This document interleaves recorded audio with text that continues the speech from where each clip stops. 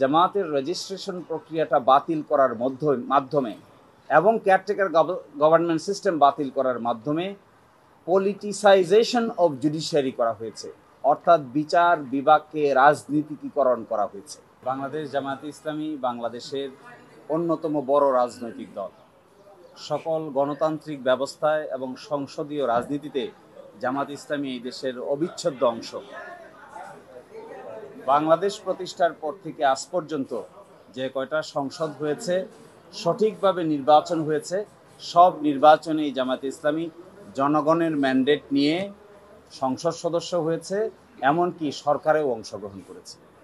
কিন্তু আশ্চর্যজনক বিষয় হলো 2008 সালে জামায়াতকে ইলেকশন কমিশন একটি নিবন্ধন ইস্যু করে, কিন্তু বাংলাদেশের হাইকোর্ট মেজরিটির জাজমেন্টের ভিত্তিতে এই নিবন্ধনটি বাতিল করেন। এর বিরুদ্ধে আমরা আপিল করেছিলাম। আপিল মামলার শুনানি আজকে শেষ হয়েছে। শুনানি অন্তে আগামী 1 জুন 2025-এ এই মামলার রায়ের জন্য দিন নির্ধারণ করা হয়েছে। আজকে আদালতে মূলত আমরা বলেছি যে জামায়াতের রেজিস্ট্রেশন প্রক্রিয়াটা বাতিল করার মাধ্যমে এবং কেয়ারটেকার গভর্নমেন্ট সিস্টেম বাতিল করার মাধ্যমে পলিটিসাইজেশন অফ জুডিশিয়ারি করা হয়েছে, অর্থাৎ বিচার বিভাগকে রাজনীতিকীকরণ করা হয়েছে। এবং আজকে যে জামাত ইসলামীর নিবন্ধন মামলা শুনানি হচ্ছে, যারা এই নিবন্ধন মামলা শুনানি অন্তে নিবন্ধন বাতিল করেছেন, তারা মূলত বাংলাদেশের উচ্চ আদালতকে রাজনৈতিকভাবে ব্যবহার করেছেন এবং এই জন্যই নিবন্ধনটি বাতিল করা হয়েছে।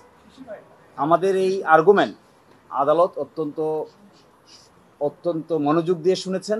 আমরা এক্সপেক্ট করব যে আমাদের এই আর্গুমেন্টের ভিত্তিতে আগামী 1 জুন ইনশাল্লাহ জামায়াত ইসলামী তার নিবন্ধন ফেরত পাবে এবং একই সাথে বাংলাদেশের রাজনীতিতে জামায়াত ইসলামী নতুন উদ্যমে নতুনভাবে মানুষের সাপোর্ট নিয়ে মেজরিটির ভিত্তিতে বাংলাদেশের রাজনীতিতে গুরুত্বপূর্ণ ভূমিকা পালন করবে।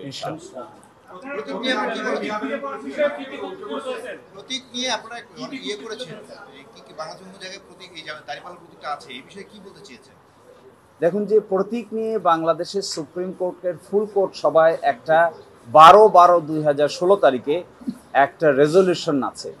এই রেজলিউশনের কারণে ইলেকশন কমিশন একটি পদক্ষেপ নিয়েছে। আমরা আদালতকে আজকে একটি ডাইরেকশন চেয়েছি আদালতের কাছে যে এই বিষয়টি প্রতীক তো আর উচ্চ আদালত বরাদ্দ করতে পারে না। প্রতীক বরাদ্দ করার ক্ষমতা হলো ইলেকশন কমিশনের।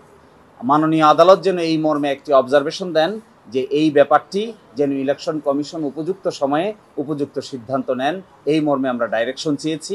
আমরা আশা করি পূর্ণাঙ্গ রায়ে এই মর্মে ডাইরেকশনও উচ্চ আদালত কর্তৃক দেওয়া হবে। যখন দাঁড়িপাল্লা প্রতীক বাংলাদেশ জামায়াতে ইসলামী ব্যবহার করছে অনেক আগ থেকে, আর আমাদের সুপ্রিম কোর্টে দাঁড়িপাল্লা প্রতীক আসছে 1972 সাল থেকে।